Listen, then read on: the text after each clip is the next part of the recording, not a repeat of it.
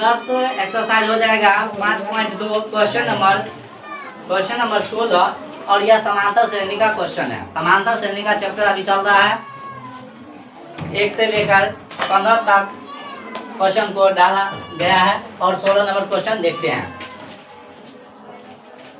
Question को पहले पढ़ते हैं। वह एपी ज्ञात कीजिए जिसका तीसरा पद 16 है और सातवां पद 5वें पद से 12 अधिक है। 5वें पद से 12 अधिक बता रहा है। यहाँ पर पहले चलते हैं तीसरा पद, पहले यहाँ पर मानते हैं। यहाँ पर क्या करेंगे? मानेंगे। माना कि प्रथम पद ए, प्रथम पद ए और सर्व अंतर जो हो जाएगा, सर्वांतर पद बराबर डी हो गया। और यहाँ पर कहता है तीसरा पद 16, यानी तीसरा यानी n हो जाएगा कितना? 3 और tn जो हो जाएगा इसका 16। अब सूत्र लिखते हैं tn बराबर होगा a plus into n minus 1 into D.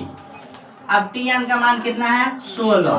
a का मान कितना है? a और n का मान कितना है? 3 माइनस 1 और d का मान डी ये लिखना है। 16 बराबर a प्लस 3 में से 1 चल जाएगा, 2 बचेगा और 2 को हम क्या करेंगे? d से गुना करेंगे। 2 को हम d से गुना करेंगे तो 2d हो जाएगा। अब इसको हम सही कर लेते हैं। a प्लस 2d बराबर 16 समीकरण 1। n बराबर 1 को 7 हो जाएगा और दूसरा जो n बराबर 5वां पद में 12 क्या करता है? अधिक करता है। क्या करता है? इसमें अधिक करता है, यानी 5वां पद में 12 अधिक कर रहा है। 5वां पद में 12 अधिक कर रहा है। चलते हैं यहाँ से सूत्र देखते हैं। tn बराबर a plus into 1 n minus 1 into D. tn a plus into n minus 1 into D. अब यहाँ पर चलते हैं। tn का मान a का मान कितना लिखना होगा? a ही लिखना होगा प्लस n जो है ना n का मान यहाँ पर कितना लिखना पड़ेगा? 7 क्या? 5वां n का मान 5 से 12 अधिक है तो इसमें n का मान 5 डालेंगे माइनस 1 और d का मान तो d रहेगा और इसमें 12 क्या करना है? अधिक कर देना। इसमें 12 क्या कर देना है? अधिक कर देना। इस पक्ष में 12 अधिक कर देना। a प्लस 7 में से 1 गया, कितना बचेगा? 6। a प्लस 7 में से 1 चल गया, कितना बचेगा? 6 को हम 20 गुना करेंगे तो 6d बराबर a प्लस 5 में से 1 गया तो बचेगा 4 को हम d से गुना करेंगे तो 4d प्लस में कितना? 12 प्लस में 12। ठीक है। अब देखो यहाँ पर a है और यहाँ बराबर के साइड में भी a है तो a से a को हम कैंसिल करेंगे। ठीक है, यानी काट देंगे। बच गया कितना हमको?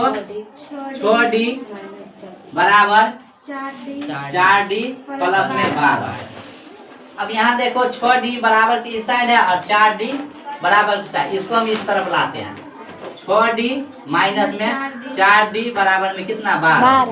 12।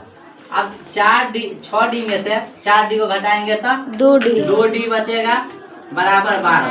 2d गुना में है और बराबर के उस साइड जाएगा क्या होगा? भाग हो जाएगा। बराबर के उस साइड जाएगा क्या हो जाएगा? भाग। 12 बटा कितना? 6 2 एकम 2 2 छक 12, यानी d का मान कितना निकला? 6। d का मान कितना निकल गया? 6 निकल गया। अब समीकरण 1 में d का मान पुट करेंगे। क्या करेंगे?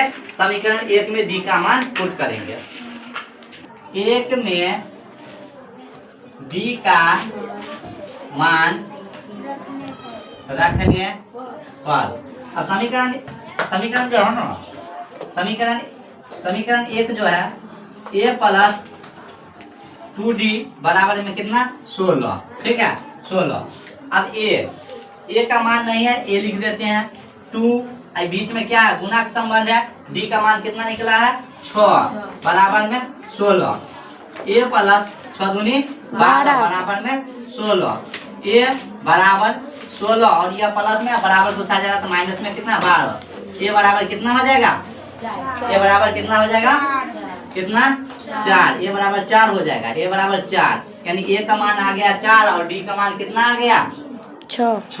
अब हमको निकालना है एपी, क्या निकालना है एपी निकालना है। एपी जब निकालना है तो एपी निकालने के लिए पहला जो है ना, पहला ए का मान तो 4 दे दिए हैं कॉमा, अब हमको दूसरा पद निकालना है, क्या निकालना है दूसरा पद। तो दूसरा पद निकालने के लिए क्या करना पड़ता है, ए2 बराबर A1 प्लस में क्या डी। अब बताओ A1 का मान कितना 4 और प्लस डी का मान 6, डी का मान कितना हो जाएगा 6, जोड़ने के बाद कितना 10। तब यहाँ पर कितना लिखेंगे 10। फिर अगला अगर पद निकालना है तो फिर लिखेंगे A3 बराबर A2 प्लस में डी।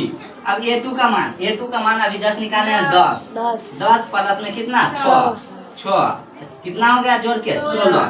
अगला पद कितना हो जाएगा 16। इसी प्रकार हम चाहेंगे जितना भी निकाल सकेंगे, सही ना।